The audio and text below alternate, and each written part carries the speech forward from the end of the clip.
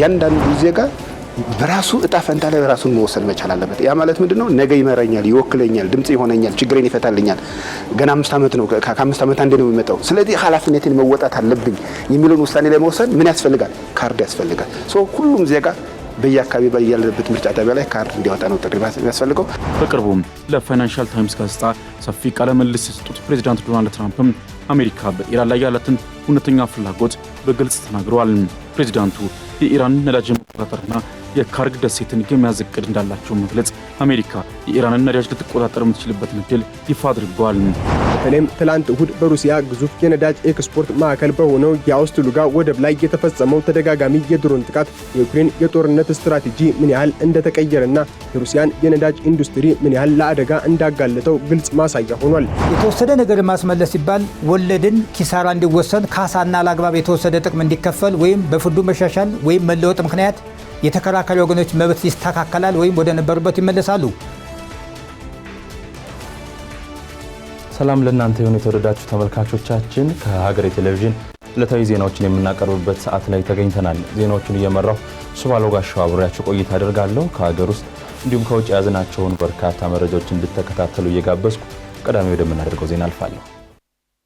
በአዲስ አበባ ሊካሄድ በታቀደው የትግራይ ክልል አጀንዳ ማሰባሰብ ሂደት ላይ እንደማይሳተፉ ጣቢያችን ያነጋገራቸው በክልሉ የሚንቀሳቀሱ 2 ፓርቲዎች ገለጹ። ኮሚሽኑ አስቻይ ባልሆኑ ምክንያቶች በትግራይ ክልል ሂደቱን ማከናወን አልቻልኩም ቢልም ፓርቲዎቹ የፕሪቶሪያው ስምምነት ሙሉ በሙሉ ባለመተግበሩና እስካሁን ያልተመለሱ የክልሉ መሰረታዊ ጥያቄዎች በመኖራቸው በአዲስ አበባ በሚካሄደው መድረክ አንሳተፍም ሲሉ በአቋማቸው ጸንተዋል። ዳግም ተገኝ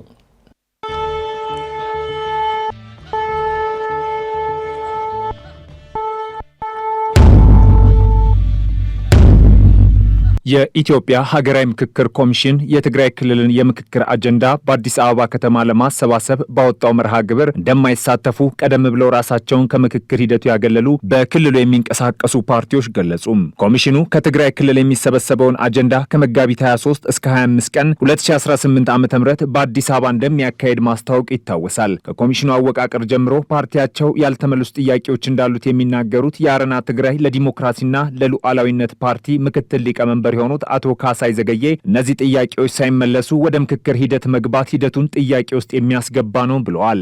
ትክክለኛ ሀገራዊ ምክክር ለኢትዮጵያ ያስፈልጋታል። ግን አወቃቀሩና አቋቋሙ አሁን ያለው ሀገራዊ ምክክር ኮሚሽን አወቃቀሩና አቋቋሙ እና የተሰጠው ስልጣንና ኃላፊነት በትክክል ሁሉንም ወደ ሰላም የሚያመጣ አይደለም። አዋጁ ራሱ ሲሰጠው በጣም ቁንጹል የሆነ ነገር ነው። መንግስት ባለበት ሀገር አይደል ያለው፣ ጊዜያዊ አስተዳደሩም ተጠሪነቱ ለፌደራል መንግስት ነው። ስለዚህ በዚህ አግባብ ልክ ሌሎች ክልሎች እንደተደረገው መድረክ ቢኖርበትም እንኳን ጀምር እኛ አንሳተፍም፣ እምነቱም የለንም። ምክንያቱም ጥያቄያችን አልተመለሰም ነው። ያቀረብነው ጥያቄ አግባብ ባለው ሁኔታ ያቀረብናቸው ጥያቄዎች በአግባቡ ምላሽ ስላላገኘን ነው። አዲስ አበባ መሆኑ ትግራይን አይወክልም። አካታችነትም ታማኝነትም አይኖረውም። ምክንያቱም ማህበረሰቡ ያለው ትግራይ ነው። የሳልሳይ ወያኔ ትግራይ የህዝብ ግንኙነት ኃላፊ የሆኑት ብርሃነ አጽባህ በበኩላቸው በክልሉ የሚገኙ ተፈናቃዮች ባልተመለሱበት ሁኔታ የሚደረግ ምክክር ውጤት አያመጣም የሚል እምነት እንዳላቸው ነው የገለጹት።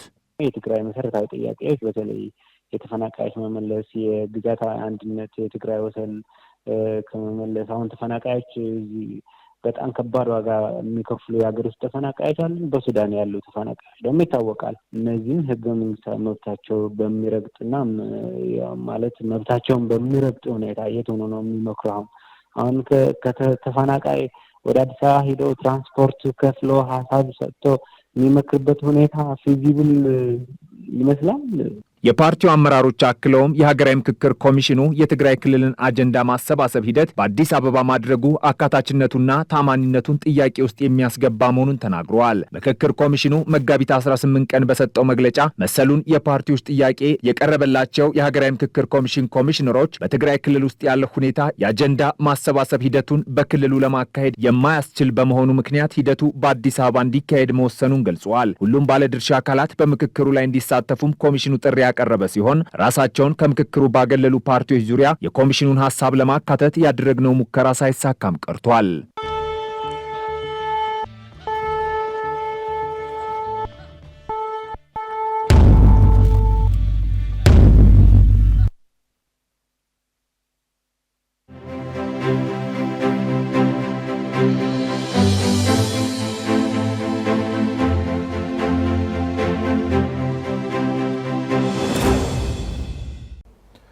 ተወዳጅ ተመልካቾቻችን ከሰባተኛው ጠቅላላ ምርጫ ጋር ወደ ተገናኘ ዜና እናልፋለን። ለሚካሄደው ጠቅላላ ምርጫ የመራጮች ምዝገባ እየተካሄደ ነው የሚገኘው። በስካሁኑ ሂደትም ከ28 ሚሊዮን በላይ ዜጎች የመራጭነት ምዝገባውን ማካሄዳቸውን ብሔራዊ ምርጫ ቦርድ አስታውቋል።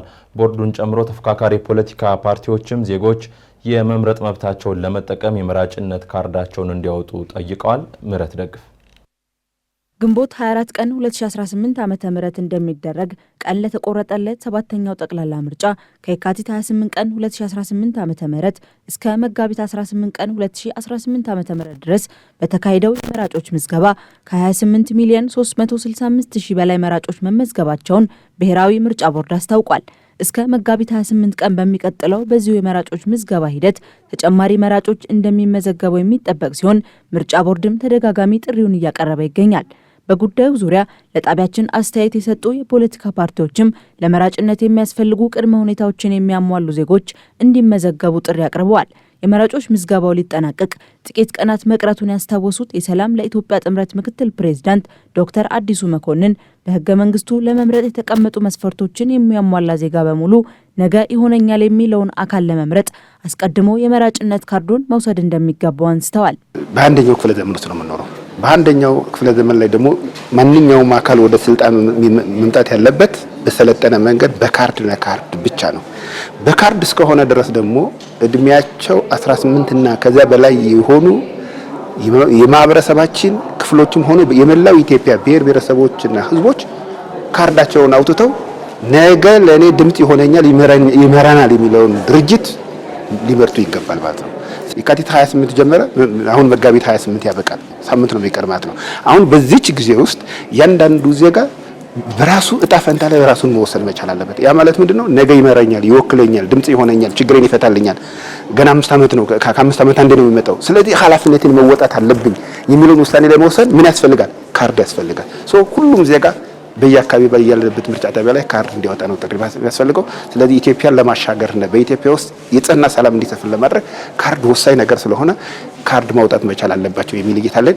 የመራጭነት ምዝገባ እየተካሄደባቸው ባሉ አንዳንድ ቦታዎች ላይ አግባብነት የሌላቸው ድርጊቶች ሲፈጸሙ የተስተዋለበት ሁኔታ መኖሩን ያነሱት የኦሮሞ ነጻነት ግንባር የህዝብ ግንኙነት ኃላፊ አቶ ለሚገመቹ ስህተቶቹን ለማረም ሊወሰዱ ይገባል ካሏቸው እርምጃዎች ጎን ለጎን ህብረተሰቡ የመምረጥ መብቱን ለመጠቀም የምርጫ ቦርድ ካርዱን በእጁ ማስገባት አለበት ብለዋል። ህዝባችን መጀመሪያ የምፈልገውን ለመምረጥ ያቺን ካርድ ከእጁ መኖር አለበት። ያቺን ካርድ ለሱም ለዲሞክራሲውም እንደ ፖለቲከኛ ደግሞ ለኛም ለምፈልጉትም ጠቃሚ ነው። ህዝቡ መውሰድ አለበት።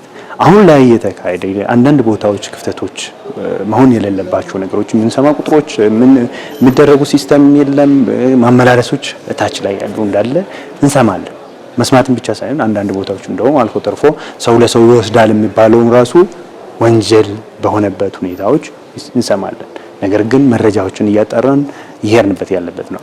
በአጽንኦት መናገር የሚፈልገው ግን ህዝቡ መራጩ ህዝባችን ካርዱን ወስደው ድምጹን ሰጥተው ይምረጠን እላለሁ። ተፎካካሪ ፓርቲዎች ለመራጭነት ምዝገባው በቂ ቅስቀሳ ማድረግ አልቻሉም የሚሉት የኢትዮጵያ ሶሻል ዴሞክራቲክ ፓርቲ ሊቀመንበር ዶክተር ራሂል ባፌ በበኩላቸው የመራጮች ምዝገባው በሚፈለገው መጠን አልተጓዘም ባይ ናቸው። የምዝገባው የመጨረሻው ቀን ድረስ ሁሉንም ፓርቲዎች መራጮች እንዲመዘገቡ የሚያደርግ ጥረታቸውን መቀጠል እንደሚገባቸው አሳስበዋል። የመራጮቹ ምዝገባ ባይዘወይ ህዝቡ በበቂ እየተመዘገበ አይደለም። ኢንፎርሜሽን አለንና እኛም ለመቀስቀስ እየሞከርን ነው። ግን በየክልሉ ደግሞ መቀስቀስ አትችሉም የሚል ለተቃዋሚዎች ዝግ ነው። ያው ብልጽግና ፓርቲ በካድሬዎቹም በመንግስታዊ ኔትወርኩም እየቀሰቀሰ ነው። በዛ መልኩ ከተመዘገቡም ጥሩ ነው ብለን እየጠበቅን ነው። ግን ምዝገባው አሁንም በጣም ወደ ኋላ የቀረ ነው። እኛ ልክ እንደዚህ በሚዲያ ምናምን እንቀሰቅሳለን፣ ግን በአካል አባላቶቻችን ገብቶ መቀስቀስ አልተፈቀደላቸው። የኛ ዋና ሐሳቤ ህዝቡ ካርድ እንዲወስድ ገብቶ መቀስቀስ ነው። አሁን ራስን ማስተዋወቅ አይደለም፣ ካርድ ውሰዱ ለማለት ነው። ግን እሱም በአካል አልተቻለም እስካሁን ባለው። ግን በመንግስት በኩል በየቤቱ እየሞከረ ነው፣ መንግስት ሰውም እየላከ ነው። ግን ያ ደግሞ በተፎካካሪው ፓርቲ ጥያቄ ይፈጥራል። ካርድ ውሰዱ ነገኛን ትመርጣላችሁ አይነት ቅስቀሳ ነው። ማስፈራሪያም ያለው ነው፣ ግዴታ ማስገደጃም ያለው ነው። ስለዚህ ቦርዱ ራሱ ማስገደድ አትችሉም ብልጽግና ፓርቲዎች ከዚህ ታረሙ የሚል እኮ መግለጫ ሰጥቷል። በዛ መልኩ እየሄደ ነው። ግን እኛ እንደ ተቃዋሚ እንዲያው መጀመሪያ እስቲ ሰው ይመዝገብ የሚል ጉጉት ነው ያለን። ጥረታችንም እሱ ላይ ነው። ተፎካካሪ ፖለቲካ ፓርቲዎቹ ህብረተሰቡ በቀሩት ጥቂት ቀናት በመመዝገብና የመራጭነት ካርዱን በመውሰድ ድምጽ ለመስጠት ዝግጁ መሆን እንዳለበት አሳስበዋል። የአሜሪካው ፕሬዝዳንት ዶናልድ ትራምፕ የኢራንን ነዳጅ መቆጣጠርና የካርግ ደሴትን የመያዝ እቅድ እንዳላቸው ገልጸዋል። አሜሪካ በሺዎች የሚቆጠሩ ወታደሮቿን ወደ ቀጣናው ስለመላኳ ቢነገርም ትራምፕ መቼ የእግረኛ ወረራ እንደሚጀምሩ እስካሁን አለመወሰናቸው ነው የተሰማው። ኢራን በበኩሏ በሺዎች የሚቆጠሩ የአሜሪካ ወታደሮች ለወረራ ዝግጁ ሆነው መድረሳቸውን ተከትሎ ከባድ አጸፋ አዘጋጅቻለሁ ስትል እየዛታች ነው። በመላው ዓለምም የጦርነቱ ትልቅ ተጽዕኖ እንደቀጠለ ነው። ሙሴ ከበደ ተጨማሪውን አዘጋጅቷል። ምድራችን እጅግ አስደንጋጭ በሆነ የሰዓት ቀለበት ውስጥ ትገኛለች። ከእንግዲህ ዓለም ወደ ነበረችበት ትመለሳለች ብሎ ማሰብ የዋህነት ይመስላል።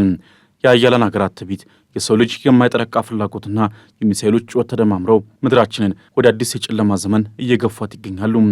የኢራንና እስራኤል አሜሪካ ጦርነት በይፋ አንድ ወር ሞልቶታል።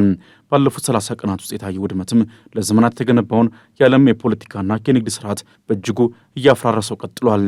የባህርና የአየር ትራንስፖርት እንቅስቃሴዎች ተስተጓጉለው ከፍተኛ ኪሳራን እያስተናገዱ ነው። የአንድ በርሜል ድፍድፍ ነዳጅ ዋጋም ከ$115 በላይ እየተሸጠ ነው። ይህ ከጦርነቱ በፊት ከነበረው ጋር ሲነጻጸር ከ50 በመቶ በላይ ጭማሪ አሳይቷል። ዋጋው እንዲህም ሆኖ ደህንነቱ የጠበቀ በቂ የነዳጅ ምርት ከባህረ ሰላጤው ሀገራት ማግኘት እጅግ አዳጋች ሆኗል። ፕሬዚዳንት ዶናልድ ትራምፕና የእስራኤል ጥምረት በኢራን ላይ ከፈቱት ወታደራዊ ዛቻም ዛሬ አዲስና እጅግ አደገኛ ምዕራፍ ላይ ደረሰ ሲሆን ከየአቅጣጫው የሚወጡ መረጃዎችም ቀጣዮቹ ጊዜያት ከስካሁኑ በከፋ ሁኔታ አስፈሪ ስለመሆናቸው የሚጠቁሙ ሆኗል።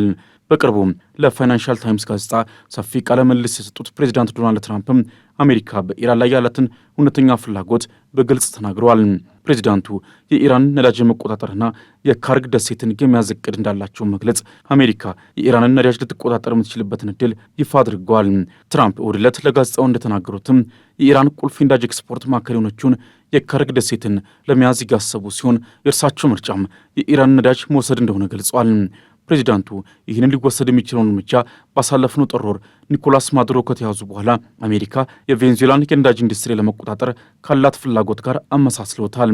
የኢራንን ነዳጅ መውሰድ እጅግ የሚፈልጉት ነገር እንደሆነ ቢገልጹም በአሜሪካ ያሉ ተቃዋሚዎቻቸው ግን ፍላጎታቸውን በጥርጣሬ እየተመለከቱ ነው ሲሉ ትራምፕ ለፋይናንሻል ታይምስ ተናግረዋል።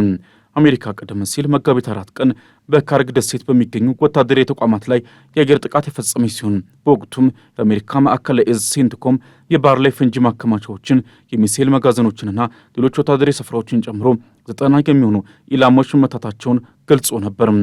ይህ የትራምፕ ፍላጎት ግን በአሜሪካ ፖለቲካ ውስጥ ትልቅ ማዕበል እንቀስቅሷል።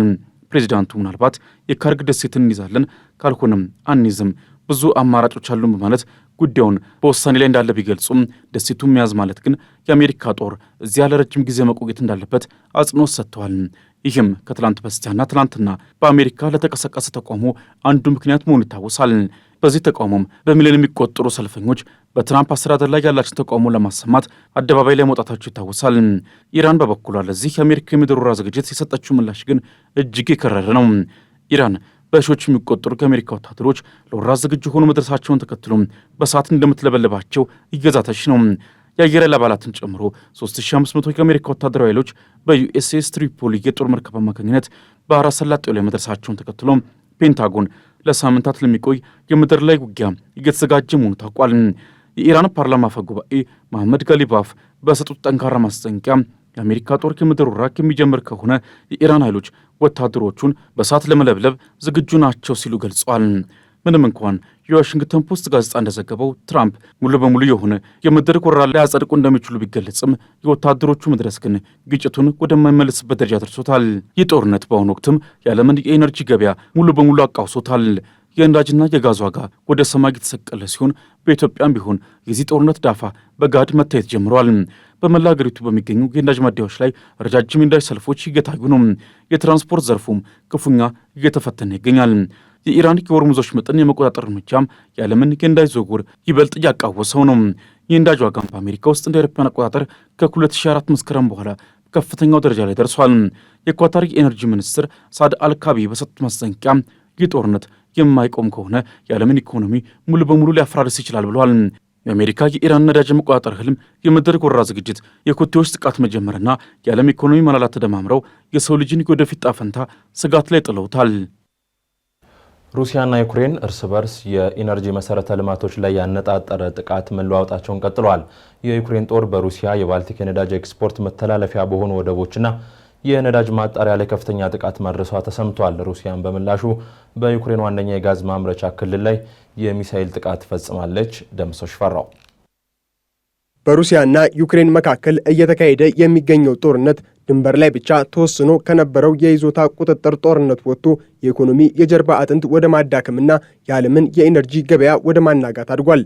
በተለይም ትላንት እሁድ በሩሲያ ግዙፍ የነዳጅ ኤክስፖርት ማዕከል በሆነው የአውስትሉጋ ወደብ ላይ የተፈጸመው ተደጋጋሚ የድሮን ጥቃት የዩክሬን የጦርነት ስትራቴጂ ምን ያህል እንደተቀየረና የሩሲያን የነዳጅ ኢንዱስትሪ ምን ያህል ለአደጋ እንዳጋለጠው ግልጽ ማሳያ ሆኗል። ይህ ጥቃት በባልቲክ ባህር አካባቢ የሚገኘውንና በሩሲያ የነዳጅ መስመር ሞኖፖል ትራንስኔፍት የሚተዳደረውን ግዙፍ ተቋም ኢላማ ያደረገ ሲሆን በወቅቱ በዓለም አቀፍ ደረጃ እየታየ ካለው የነዳጅ ዋጋ ንረትና ከአሜሪካና ኢራን ጦርነት ጋር ተዳምሮ ትልቅ ጂኦፖለቲካዊ ስጋት መፍጠሩን ሮይተርስ ዘግቧል። የአውስትሉጋ ወደብ ለሩሲያ ኢኮኖሚ ያለው ፋይዳ በቀላሉ የሚታይ አይደለም። ወደቡ በቀን ወደ 700,000 በርሜል ድፍድፍ ነዳጅ ወደ ውጭ የምትልክበትና በ2025 ብቻ ከ32.9 ሚሊዮን ሜትሪክ ቶን በላይ የነዳጅ ውጤቶችን ያስተናገደ ግዙፍ ተቋም ነው። የዩክሬን የደህንነት አገልግሎት ጥቃቱን ማረጋገጡን ብቻ ሳይሆን በጥቃቱ ሳቢያ በወደቡ ላይ የደረሰው ጉዳት ከፍተኛ እንደሆነና የነዳጅ መጫን ሂደቱ እንዲስተጓጎል ማድረጉን ገልጿል። ይህ በሩሲያ ላይ የሚፈጸም የኤነርጂ መሰረተ ልማት ጥቃት ሩሲያ ለጦርነቱ የምታውለውን የገንዘብ ምንጭ ለማድረግ የታለመ ስልታዊ እርምጃ ተደርጎ ይወሰዳል ሲል ኬቭ ኢንዲፔንደንት አስነብቧል። የነዳጅ ማከማቻዎች መቃጠልና የወደብ አገልግሎት መቋረጥ ለሩሲያ መንግስት በቀጥታ የሚደርስ የገቢ ኪሳራ ብቻ ሳይሆን በዓለም አቀፍ ገዢዎች ዘንድ ሩሲያ አስተማማኝ አቅራቢ መሆኗን ጥያቄ ውስጥ የሚከት ነው። ዩክሬን በባልቲክ ባህር በሚገኙ የሩሲያ የነዳጅ ኤክስፖርት ወደቦችና ማከማቻዎች ላይ ተከታታይ የድሮን ጥቃቶችን መሰንዘሯን ተከትሎ ሞስኮ በዩክሬን ዋነኛ የጋዝ ማምረቻ ማዕከል በሆነው በፖልታቫ ክልል ላይ ያነጣጠረ ከባድ የአየር ጥቃት በመሰንዘር አጸፋዋን መልሳለች። ይህ በፖልታቫ ላይ የተፈጸመው ጥቃት በአጋጣሚ የተመረጠ ሳይሆን የዩክሬንን የኤነርጂ ሉዓላዊነት ለመምታትና የሀገሪቱን የኢኮኖሚ የጀርባ አጥንት ለማዳከም የታለመ ስትራቴጂካዊ እርምጃ እንደሆነ ይገመታል። ፖልታቫ ለዩክሬን የሀገር ውስጥ የጋዝ ፍላጎት ዋነኛ ምንጭ ሲሆን ይህንን መሰረተ ልማት ማውደም ማለት ኪየቭ ከውጭ ሀገራት በተለይም ከአውሮፓ ህብረት አጋሮቿ የምታስገባውን የጋዝ መጠን እንድትጨምርና ለከፍተኛ የውጭ ምንዛሬ ጫና እንድትጋለጥ ማድረግ ነው። በጥቃቱ ሳቢያ በቦታው ላይ መጠነ ሰፊ ቃጠሎ የተከሰተ ሲሆን የአደጋ ጊዜ ሰራተኞች እሳቱን ለመቆጣጠር ከፍተኛ ጥረት ቢያደርጉም በንብረት ላይ የደረሰው ጉዳት መጠነ ሰፊ እንደሆነ ይነገራል። በሀገሪቱ ትልቁ የጋዝ አምራች የሆነው መንግስታዊው ናፍቶጋዝ ተቋም ቀደም ሲል የኢነርጂ መሰረተ ልማቶቹ ለሩሲያ የሚሳኤልና የድሮን ጥቃቶች እጅግ ተጋላጭ መሆናቸውን ሲያስጠነቅቅ መቆየቱ ይታወሳል። ይህ የሩሲያ እርምጃ ካለፈው የክረምት ወቅት ጀምሮ የዩክሬንን የኤሌክትሪክ ኃይል የማመንጨት አቅም 80 በመቶ ያህሉን ካወደመው ዘመቻ ጋር በተያያዘ ነው። ፕሬዝዳንት ቭላዲሚር ፑቲን ዩክሬናውያንን በብርድና በጨለማ በማንበርከክ ለድርድር ለማስገደድ የያዙት ስትራቴጂ አሁን ደግሞ ትኩረቱን ወደ ጋዝ ማምረቻ ተቋማት ማዞሩን ያሳያል። ዩክሬን በበኩሏ የሩሲያን የነዳጅ ኤክስፖርት በማስተጓጎል የክሬምሊንን የጦርነት በጀት ለማድረቅ ብትሞክርም የዓለም የነዳጅ ዋጋ መናር ግን በተቃራኒው ለሩሲያ ተጨማሪ ገቢ እያስገኘላት ይገኛል። ይህ የዩክሬን ድርጊት በአጋጣሚ የመጣ ሳይሆን ለወራት ታቅዶበትና የድሮን ቴክኖሎጂን በከፍተኛ ሁኔታ በማልማት የተገኘ ውጤት ነው። የዩክሬን የስትራቴጂያዊ ኢንዱስትሪዎች ሚኒስትር ኦሌክሳንደር ካሚሽን እንደገለጹት ዩክሬን በአንድ ወቅት በዓመት 2000 ድሮኖችን ብቻ ታመርት የነበረ ሲሆን አሁን ግን ይህንን አሃዝ ወደ 4 ሚሊዮን አሳድጋለች። የግዙፍ የምርት ጭማሪ ዩክሬን በአነስተኛ ወጪ ከፍተኛ ጉዳት ማድረስ የምትችልበትን አቅም እንድታገኝ አስችሏታል። ሩሲያ እጅግ ውድ የሆኑና በቢሊዮን የሚቆጠር ዶላር የወጣባቸውን የጸረ አውሮፕላን መከላከያዎችን ስትጠቀም፣ ዩክሬን ግን በጥቂት ሺህ ዶላሮች የሚመረቱ ድሮኖችን በመጠቀም በሚሊዮኖች የሚቆጠሩ ዶላር የሚያስወጡ የነዳጅ ማከማቻዎችንና መርከቦችን ታወድማለች። ይህ አይነቱ ሚዛናዊ ያልሆነ የውጊያ ስልት ሩሲያን ለከፍተኛ የኢኮኖሚና የወታደራዊ ኪሳራ ዳርጓታል። ካሚሽን እንደገለጹት በአሁኑ ወቅት አንድን የሩሲያ ወታደር ወይንም ቁልፍ ኢላማ ለማጥፋት የሚወጣው ወጪ $1000 በታች ዝቅ ብሏል። ይህም ለዩክሬን የጦርነቱን ዕድሜ የማራዘም አቅም እንደሚሰጣት ቢቢሲ ዘግቧል።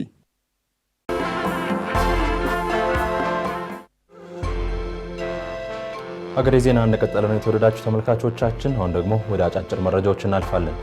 የኢትዮጵያ ፌዴራል ፖሊስ ከኢትዮጵያ ብሔራዊ መረጃና ደህንነት አገልግሎት እንዲሁም ከጉምሩክ ኮሚሽን የአዲስ አበባ ኤርፖርት ቅርንጫፍ ጽሕፈት ቤት ጋር በመቀናጀት ከሐምሌ 2017 ዓ.ም እስከ መጋቢት 2018 ዓ.ም በተካሄደ ጥብቅ ክትትልና ፍተሻ ከ80 ኪሎ ግራም በላይ ኮካይን እና 590 ኪሎ ግራም የሚመዝን አደገኛ እጽ በአዲስ አበባ ቦሌ ዓለም አቀፍ አየር ማረፊያ መያዙን ገልጿል። ዓለም አቀፍ አዘዋዋሪዎች አደገኛ እጾቹን በአሳ፣ በቸኮሌት፣ በከረሜላ፣ በብስኩት፣ በዱቄትና በተለያዩ የምግብ አይነቶች በማዘጋጀት በፈሳሽና በሳሙና መልክ በማዘጋጀት እንዲሁም የሴቶች የንጽህና መጠበቂያ ሞዴስ አሻንጉሊትና የሴቶች የፀጉር ጌጣጌጥ በማስመሰል በሻንጣ ላይ ሻግ በመስራት በካርቶን በማሸግ በማዋጥ እንዲሁም በፀጉራቸው ውስጥ ደብቀው ለማሳለፍ ቢሞክሩም በዘመናዊ ቴክኖሎጂዎችና በአነፍናፊ ውሻ ታግዘው ከሚሰሩት ባለሙያዎች ማምለጥ አለመቻላቸው ነው የተነገረው።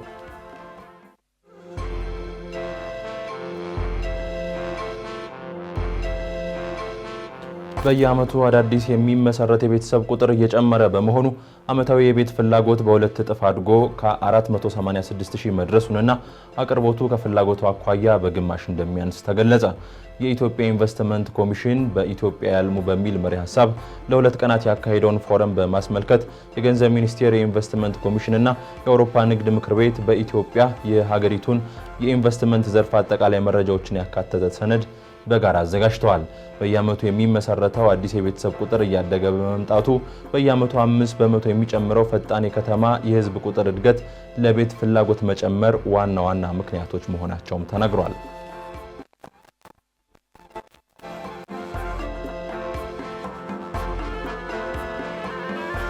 የትራንስፖርትና ሎጂስቲክስ ሚኒስቴር በሀገር ውስጥ የሚገኙ የኤሌክትሪክ ተሽከርካሪ መገጣጠሚያ ማዕከላትን ቁጥር ወደ 60 ለማድረስ እየሰራ መሆኑን አስታወቀ። ሚኒስትር ዴኤታው በሪዮ ሐሰን እንደገለጹት በአሁኑ ወቅት 100,000 የደረሰውን የኤሌክትሪክ ተሽከርካሪዎች ቁጥር በቀጣይ ዓመታት ወደ 500,000 ለማድረስ ታቅዷል። መንግስት ከነዳጅ ጥገኝነት ለመውጣት በወሰደው አቋም መሰረት ሁሉም ነባር መገጣጠሚያዎች ወደ ኤሌክትሪክ እንዲቀየሩ መመሪያ ተላልፏል። ለዘርፉ ማበረታቻ እንዲሆንም በሀገር ውስጥ ለሚገጣጠሙ ተሽከርካሪዎች ከታክስ ነጻ የተደረጉ ሲሆን የነዳጅ ማደያዎች የኃይል መሙያ ማዕከል እንዲኖራቸውም ታዟል። በተጨማሪም ተጠቃሚዎች የዋጋ ቅናሽ የሚያገኙበት አረንጓዴ ሰሌዳ እንደሚዘጋጅ ተገልጿል። በመካከለኛው ምስራቅ ባለው ቀውስ የነዳጅ አቅርቦት መስተጓጎሉን የጠቀሱት ሚኒስትር ዴኤታው ህብረተሰቡ ወደ ኤሌክትሪክና የብዙሃን ትራንስፖርት አማራጮች እንዲዞር አሳስበዋል።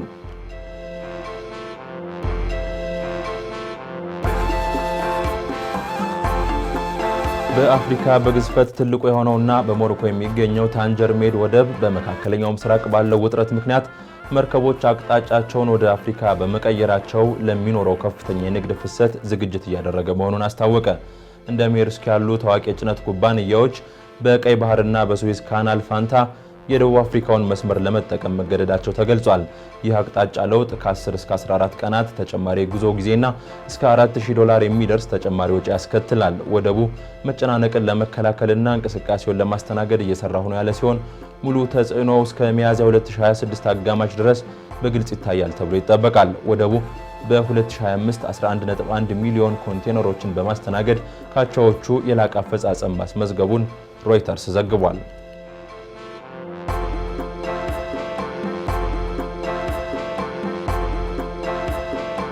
የማይናማር የጦር ኃይሎች አዛዥ ሚን ኦንግ ሂላንግ ከወታደራዊ ኃላፊነታቸው በመልቀቅ ለፕሬዝዳንትነት ለመወዳደር መዘጋጀታቸውን አስታወቁ።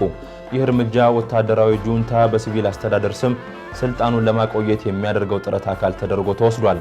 ከ5 ዓመታት በፊት በዲሞክራሲያዊ መንግስት ላይ መፈንቅለ መንግስት ከተካሄደ በኋላ ሀገሪቱ በከፍተኛ የእርስ በርስ ጦርነት ውስጥ ትገኛለች። በዚህም ምክንያት ከ93,000 በላይ ሰዎች ሲገደሉ 3.6 ሚሊዮን የሚሆኑት ደግሞ ተፈናቅለዋል። ሚንግ ኦንግ ሂላንግ ወታደራዊ ስልጣናቸውን ለቅርብ ታማኛቸው ለየዊን ኦ ያስረከቡ ሲሆን የተባበሩት መንግስታትና ምዕራባውያን ሀገሪቱ ውስጥ የተካሄደውን ምርጫ የይስሙላ ሲሉ ነቅፈውታል።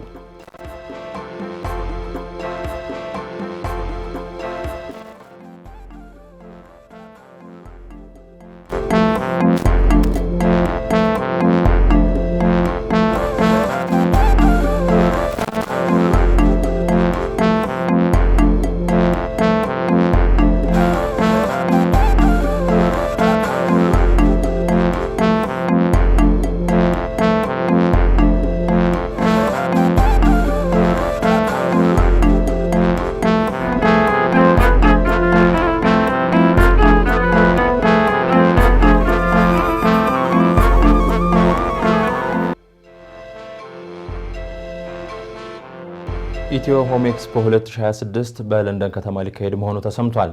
ከግንቦት 15 እስከ 17 ቀን 2018 ዓ.ም ድረስ ለተከታታይ 3 ቀናት ይካሄዳል የተባለው ኤክስፖ በመንግስታዊና የግል ተቋማት በመተባበር እንደተዘጋጀ ተገልጿል። ሚካያስ ኃይሌ በቢዝነስ ጥንቅሩ ተመልክቶታል።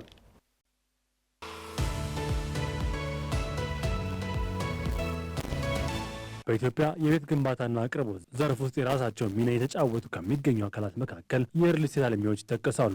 በዘርፉ ላይ በአዎንታም ሆነ በአሉታ የሚነሱ በርካታ አስተያየቶች ያሉ ቢሆንም የሪል ስቴት ኩባንያዎች መበራከት ግን ትኩረትን የሚያሻው ዘርፍ ስለመሆኑ ያሳያል። በሀገር ውስጥ ለሚገኙ ቤት ገዢዎች የሚቀርቡ ቤቶች የመኖራቸውን ያህል ዲያስፖራውን ማህበረሰብ ያማከሉ ቤቶች የሚያቀርቡ ኩባንያዎች ተበራክተዋል። ከግንቦት 15 ቀን ከ17 ቀን 2018 ዓ.ም በእንግሊዝ ለንደን ይካሄዳል የተባለው የኢትዮ ሆም ኤክስፖ 2026 በአካባቢው ያሉ ዲያስፖራዎች ተደራሽ ለማድረግ የታቀደበት መሆኑን ተናግረዋል። በአካባቢው ኖር ኢትዮጵያን ይህን እድል ሊጠቀሙበት የጠየቁት የኢትዮጵያ ዲያስፖራ አገልግሎት ዋና ዳይሬክተር ፍጹም አረጋ ቤት ለመግዛት የሚንቀሳቀሱ የዲያስፖራ ማህበረሰብ አባላት አገልግሎቱ በተለያየ መንገድ ድጋፍ እንደሚያደርግም ተናግረዋል።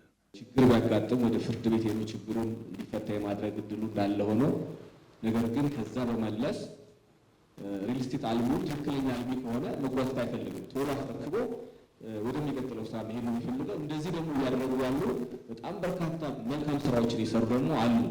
አሁንም በጥቂት ችግሮች ብዙዎቹን መልካም እየሰሩ ያሉትንም አብረን መኮንንም አይገባንም ማለት ነው። ስለዚህ ያ ውል እንዳለ ሆኖ ግን ደግሞ ወደዛ ችግር ውስጥ እንዳይገቡ በቅርብ የመደገፍ ያልኩት ቅድም የጠቀስኩት አዋጅ የፋይናንስ አለቃቀቁን በተመለከተ የገንዘብ አለቃቀቁን በተመለከተ ስርዓት ያስይዛል። ስለዚህ ከልማት ከለማው እኩል ወጪ የሚሆንበት አሰራርም ዘርግቷል ማለት ነው።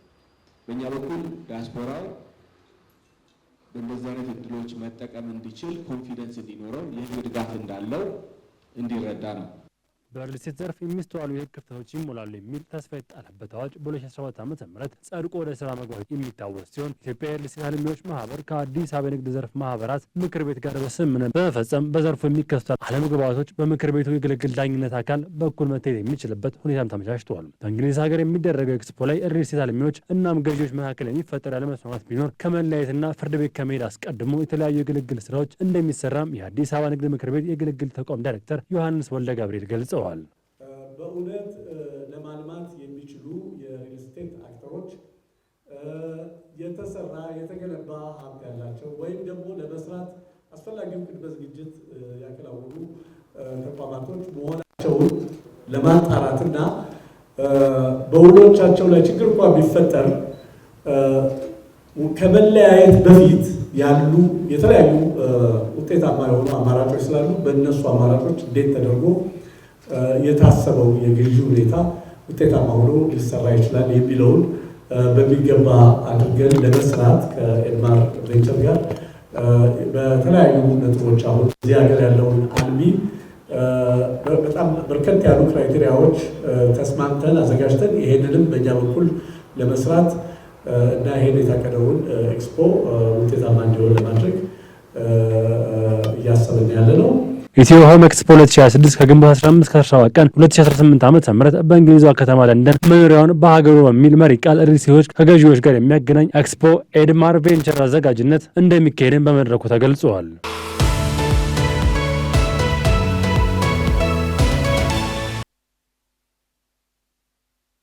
ፍርድ የተፈረደለት ወገን ፍርዱ እንደተፈረደ ወዲያውኑ እንዲፈጸምለት አቤቱታ ሊያቀርብ ይችላል። የተወሰደ ነገር ለማስመለስ የሚቀርብ አቤቱታ በተግባር ብዙም የተለመደ ባይሆንም ድንጋጌው ዘመናዊ ችግር ፈቺና ተደጋጋሚ ክስን ለማስቀረት ያለው ሚና ከፍ ያለ ነው። የተወሰደን ንብረት ማስመለስ ወይም ማስተካከል እንዴት ይቻላል? የዛሬው ከጠበቃው ጋር ጥንቅራችን ትኩረት ነው። ተከታትለን እንመለስ።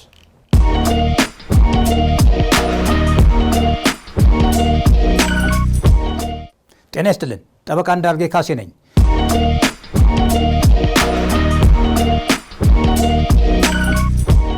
የተወሰደ ነገር ለማስመለስ አቤቱታ የሚቀርብበት ንብረት ወይም ገንዘብ የስር ፍርድ ቤት ተከራካሪ ወገኖች በአፈጻጸም መዝገብ ላይ ክርክር ያደርጉበት ሳይሆን በስር ፍርድ ቤት የፍርድ ባለዕዳ የነበረው ተከራካሪ ወገን ነገሩን ለይግባኝ ሰሚ ፍርድ ቤት አቅርበው እየተከራከረ ባለበት ሁኔታ አፈጻጸም በፍርድ ቤት ትዕዛዝ ካለመታገዱ የተነሳ ፍርዱ ሲፈጸም ነው። ፍርድ የተፈረደለት ወገን ፍርዱ እንደተፈረደ ወዲያውኑ እንዲፈጸምለት አቤቱታ ሊያቀርብ ይችላል። አቤቱታ የቀረበበት ፍርድ ቤት እንዲታገድ በግልጽና በቀጥታ ካልታዘዘ በቀር አቤቱታው በችሎት እንዲታይ ተቀባይነት ማግኘቱ በማናቸው ምክንያት ቢሆን የፍርዱን መፈጸም አያግደውም። አልፎ አልፎ ፍርድ ቤት የእግድ ትዕዛዝ ቢሰጥም በትዕዛዙ ተጠቃሚ ሊሆን የሚችለው ወገን ትዕዛዙን ለሚመለከተው አካል ካለማድረስ የተነሳ ፍርዱ ሊፈጸም ይችላል። ይግባኝ የተባለበት ፍርድ ወይም ውሳኔ በይግባኝ ሰሚው ፍርድ ቤት የተለወጠ ወይም የተሻሻለ እንደሆነ ማናቸውም ተከራካሪ ወገን ነገሩን በመጀመሪያ ደረጃ ላየው ፍርድ ቤት የተወሰደውን ነገር ለማስመለስ አቤቱታውን ማቅረብ ይኖርበታል። የተወሰደ ነገር ማስመለስ ሲባል ወለድን ኪሳራ እንዲወሰን፣ ካሳና አላግባብ የተወሰደ ጥቅም እንዲከፈል ወይም በፍርዱ መሻሻል ወይም መለወጥ ምክንያት የተከራካሪ ወገኖች መብት ይስተካከላል ወይም ወደ ነበሩበት ይመለሳሉ። በሌላ አነጋገር ተከራካሪ ወገኖችን ወደ ነበሩበት ወይም ክስ እንደሌላቸው ሰዎች አስመስሎ የመመለስ ውጤት ይኖረዋል። የተወሰደ ንብረት ለማስመለስ ወይም ለማስተካከል የሚቻለው መብት ለማስፈጸም ሌላ የክስ መዝገብ መክፈት አስፈላጊ አይሆንም። ከዚህ ላይ ሌላ መዝገብ መክፈት አያስፈልግም ሲባል የተወሰደው ነገር ይመለስልኝ አቤቱታ የሚቀርበው በአፈጻጸም መዝገብ ላይ መሆኑን ለመግለጽ ነው። የተወሰደ ነገር ለማስመለስ አቤቱታ ለማቅረብ መሟላት ያለባቸው መሰረታዊ ነጥቦች ሁለት ሲሆኑ፣ አንደኛው በአፈጻጸም የተወሰደ ነገር ወይም ገንዘብ ወይም ንብረት ወይም መብት ሊኖር የሚገባ ስለመሆኑ ሲሆን፣ ሁለተኛው የተወሰደ ነገር በከፊል ወይም በሙሉ በይግባኝ ሰሚው ፍርድ ቤት በኩል የተሻረ ወይም የተለወጠ ውሳኔ ሊኖር ይገባል። የተወሰደውን ነገር ለማስመለስ የሚቀርበው አቤቱታ ውሳኔው ለሰጠው ለመጀመሪያ ደረጃ ፍርድ ቤት ሲሆን ለይግባኝ ሰሚው ፍርድ ቤት የሚቀርብበት መንገድ ዝግ አይደለም። ክርክሩ በሚቀጥልበት በማናቸውም ጊዜ ፍርድ ቤቱ በራሱ አስተያየት ወይም ተከሳሹ ማመልከቻ ሲያቀርብለት ለደረሰው ኪሳራ ወይም ወደፊት ሊደርስ ይችላል ተብሎ ለሚታሰበው ኪሳራ ከሳሹ በቂ መያዣ እንዲሰጥ ወይም ዋስ እንዲጠራ ማዘዝ ያለበት መሆኑ ተመልክቷል።